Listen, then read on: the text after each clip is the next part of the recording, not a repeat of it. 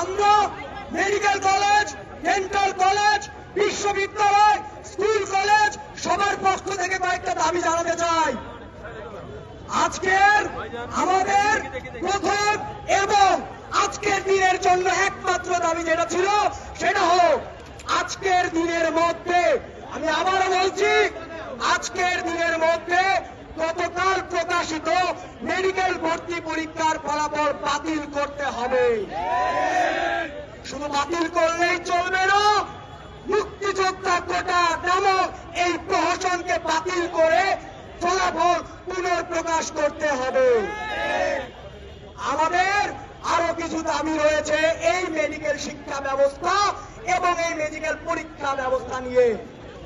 এই যে কোটার সিস্টেম আপনারা দেখেছেন, এই যে কোটার বিরুদ্ধে আন্দোলন আপনারা দেখেছেন, এই কোটা জুলাইয়ের পরেও কিভাবে বহাল থাকে।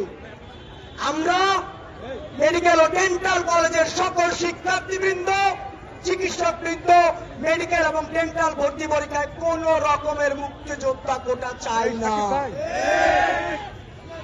আমাদের এই মেডিকেল ভর্তি পরীক্ষা, ডেন্টাল ভর্তি পরীক্ষায় মুক্তিযোদ্ধা কোটা বাতিল করতে হবে এবং বিভিন্ন স্কুল কলেজ বিশ্ববিদ্যালয়ের সকল শিক্ষার্থীর মতে আমরা জেনেছি তারা কোন বিশ্ববিদ্যালয় ভর্তি পরীক্ষায়ও কোন ধরনের কোটা চান না।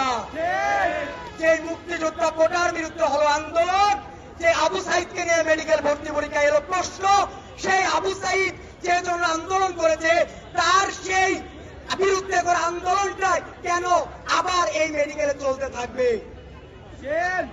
আমরা তাই চাই এই মুক্তিযোদ্ধা কোটা যেন আর বহাল না থাকে।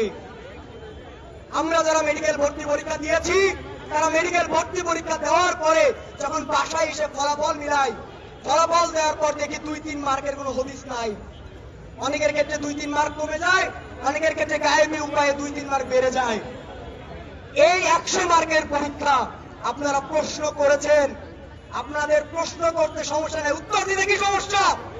আপনাদের এই পরীক্ষার মেডিকেল ভর্তি পরীক্ষা হোক, ডেন্টাল ভর্তি পরীক্ষা হোক, প্রত্যেকটা এমসিকিউ পরীক্ষার ফলাফল প্রকাশ করতে হবে। এই যে মেডিকেল ভর্তি পরীক্ষার সিস্টেম, আপনি যদি উন্নত দেশের সাথে আধুনিক চিকিৎসা ব্যবস্থা আপনারা যেটাকে বলেন যেসব দেশে আছে তাদের সাথে তুলনা করে দেখবেন, এরকম ধ্বজভঙ্গ ভর্তি পরীক্ষা কোনো দেশে হয় না। এই যে মেডিকেল ভর্তি পরীক্ষার প্রশ্ন, এই প্রশ্ন চলে আসে অনুশীলন থেকে কপি। আপনি যদি রসায়ন না পারেন, আপনি যদি পদার্থবিজ্ঞান না পারেন, আপনাকে প্রশ্ন বানাতে হবে কেন? যে পারে তাকে দিয়ে আপনি প্রশ্ন তৈরি করাবেন। আপনি যদি না পারেন আপনি বাসায় ঘুমাবেন। যে পারে তাকে দিয়ে প্রশ্ন তৈরি করাবেন এবং স্ট্যান্ডার্ড প্রশ্ন তৈরি করতে হবে।